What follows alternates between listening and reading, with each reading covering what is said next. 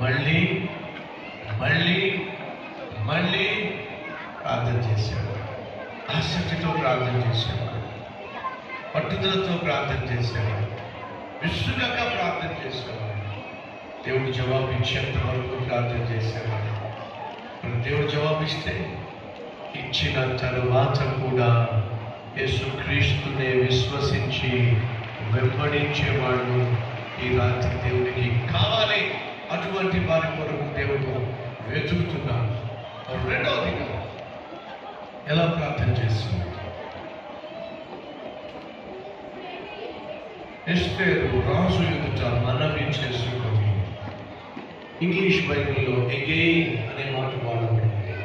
మరలా రాజు ఎదుట మనవి చేసి, మరలా అంటే అర్థం ఏమిటి? మరొక్కసారి అంటే అర్థం ఏమిటి? ఇంకా జవాబు పూర్తిగా రాలా కాబట్టి మరలా వచ్చి తన మనవిని తెలియచేసింది. అంటే అర్థం ఏమిటి? అది పట్టుదల. రెండవదిగా అతని పాదముల మీద పడి, దయచేసి గమనించండి, ఆమె వాస్తవంగా రాణి, అతడు రాజు. ఆమె రాణి అయినప్పటికీ కూడా రాజు పట్ల ఉన్న గౌరవాన్ని చూడండి.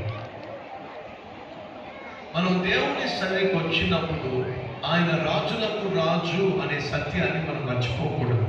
మనం ఎవరికి ప్రార్థన చేస్తున్నామో ఆయన ప్రపంచాన్ని పరిపాలన చేసే మహా గొప్ప చక్రవర్తి అనే సత్యాన్ని మర్చిపోకూడదు.